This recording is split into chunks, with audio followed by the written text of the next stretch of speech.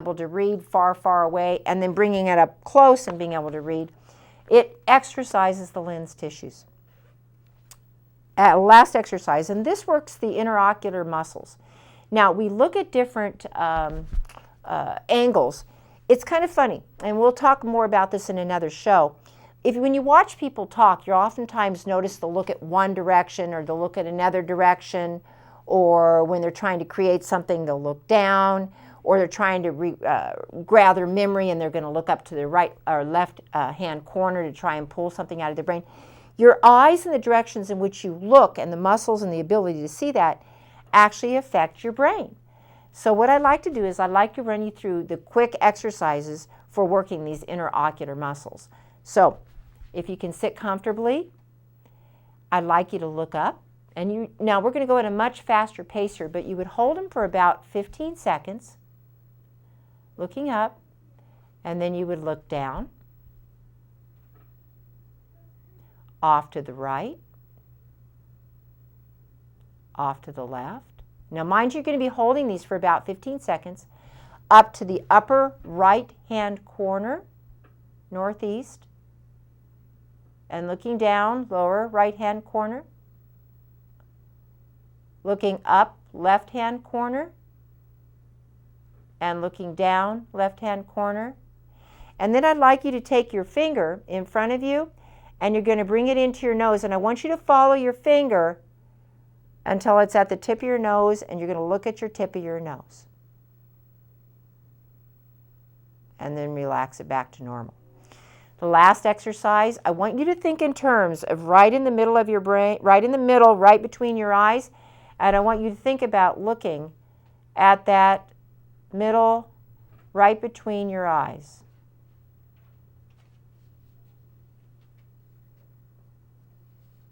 It's almost the lack of looking and the lack of focus that takes you out of, that works your ability to kind of see beyond. Anyway, we'll have actually a whole entire show, maybe next time or the following time, on all these different ways that you can access different aspects of your brain just by looking at different directions and all of that. Anyway, I hope that helps. Once again, we're working on the diet, nutrition, supplementation, and these various exercises. And if you need a copy of these, we'll have them available in our stores, and we can. It's a summary of the exercises as you saw on the television today. Thank you very much for joining this portion of our show. Next, we're going to be moving on to the research portion of our show. Thank you.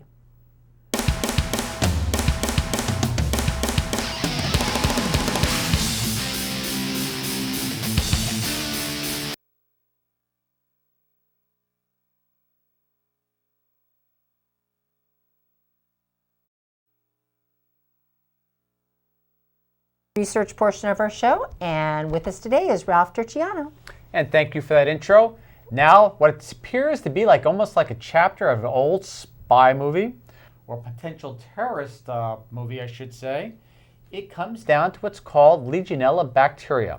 Now, what happened in an article published in the Advanced Society of Microbiology this May 2014, they were trying to figure out why people were getting Legionnaire's disease when it came to associating with motor vehicles or motor vehicle transportation. And what they did is they tried to figure out why it had such a high occurrence. Well, what they discovered was quite amazing. And this was an unusual way of Legionella bacteria to be spread from person to person.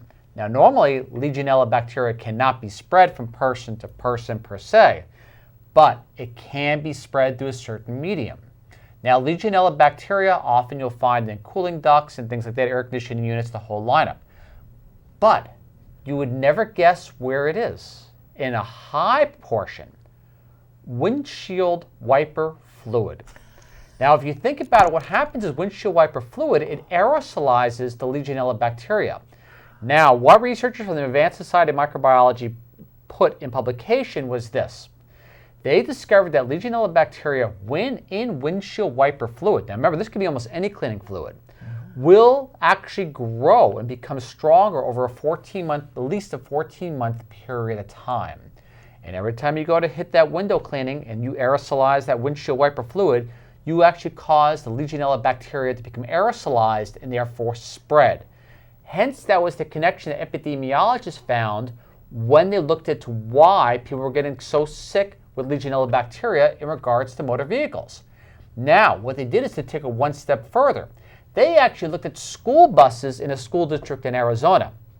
And guess what percentage of those school buses' windshield wiper fluid was actually infected with Legionella bacteria? 5%, 10%, 20%?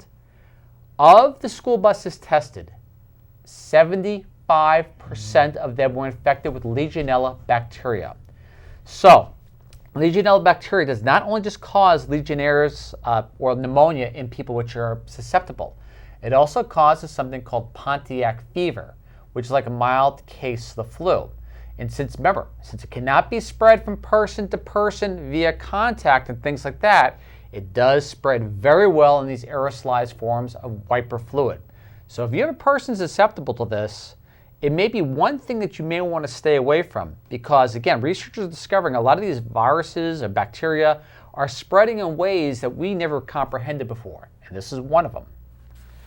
Next, look at another nail in the coffin, a benzodiazepine, if I pronounce that right, in what's called regards to sleeping pills and cardiovascular disease. Primarily, when someone has heart failure or heart disease and they go to the hospital, what often occurs when they get treated for this is they have a hard time sleeping. So often what will happen is hospitals, looking at the best interest of the patient, will actually prescribe these benzodiazepine hypnotics or sleeping pills to help their patients get better sleep. Well, at the Heart Failure Congress, yes, there is a Heart Failure Congress in 2014 that met in Athens, Greece. This is what they discovered. They found out when you give these benzodiazepine hypnotics to heart failure patients upon leaving the hospital, your chance of having heart failure or dying within a 180-day period of time, or be readmitted to the hospital with heart failure, I should say, increases not 200%, not 300%, not 400%, or should I say sixfold or sevenfold. It actually increases eightfold. Now, an interesting thing, this is how they discovered it. They looked at 47 patients and that had heart failure per se. And they looked at it and they released them from the hospital. Out of the 47 that were released from the hospital, 15 of those survived quite well after 180 days. Then they wanted to see the difference. Oh, by the way, this was published in the, again, Heart Failure Association of the European Society of Cardiology this May 2014. They found out the only difference between the 15 that made it home and stayed home healthy, so to say, over a 6-month period of time, and those that had to be readmitted from heart failure or died, was that the 15 who made it did not have benzodiazepine hypnotics. All other 32 who did not make it had these form of sleeping pills, the benzodiazepine hypnotics itself. So it's something really interesting to look at. And to quote the study, they said, "Our study clearly shows that sleeping pills dramatically increase the risk of cardiovascular events in patients with this type of heart failure. The finding is consistent with what they call univariate and multivariate analysis. Given that many heart failure patients have difficulty sleeping, this is an issue that needs further investigation and larger studies. If you want to play it safe, find a different medication or a different way of sleeping. Otherwise, if you know anybody that's in the same position, make them aware of this risk. Or at least if the medical doctor or a person treating this patient may want to find a different tool in helping their patients get better sleep and avoid benzodiazepine hypnotics." Again, published at Heart Failure Association of the European Society of Cardiology, May 2014. Again, the meeting in Athens, Greece. And another powerful effect of pine bark. Comes down to regards to pine bark and melanoma, skin cancer. What they found out is that most drugs that are being prescribed, or chemo drugs prescribed for skin cancer melanoma itself, only tend to affect basically one protein or one protein pathway, whether it be PI3K, MAPK, or STAT3, just to give you name a few right off the top of my head. So what ends up happening is one chemo drug may only address one of those. So then the cancer itself, the melanoma, just finds a different pathway. Well, what they found interesting in regards to pine bark, and they tested over 450, I may have got that wrong, maybe 480 natural compounds, and they found a chemical in pine bark called leelamine, Leelamine, leelamine if I'm pronouncing it properly. What they found out with leelamine, it one-upped, actually more than one-upped, at least 3 or 4 or 5-upped the current chemo drugs for melanoma. Now remember, these pathways, whether it be STAT3, MAPK, or PI3K, are responsible for about 70% of the melanomas that are out there. Leelamine addresses all of them. And how it addresses it is quite interesting. When you have a cancer cell, you have what's called, it requires these cholesterol type transport mechanisms.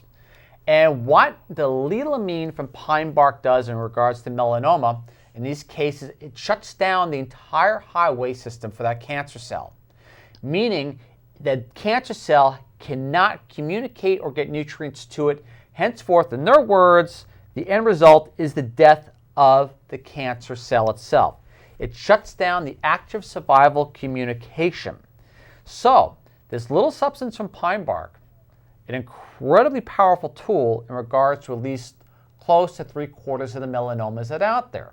Now, this is something if someone's basically having an issue with and doesn't interfere with this current medication that they're currently taking, even though the medication they can't take is, according to them, sucks because the cancer is eventually going to find a way around it anyways. Why not talk to that doctor about adding a little bit of leelamine? Again, this study was published in the Molecular Cancer Therapeutics this May 2014. They also said this, and I want to read verbatim. Leelamine works by shutting down cholesterol transport and its movement around by the cancer cell. By shutting down the cholesterol transport and movement, this exceptionally active survival communication that cancer cells require is shut down. The end result, to repeat myself, is the death of the cancer cells. Since normal cells are not addicted to the same, I almost forgot that point.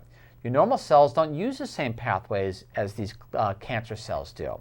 So, to continue on, it goes, since normal cells are not addicted to the same high levels of activity in these pathways, the drugs have a negligible effect on them.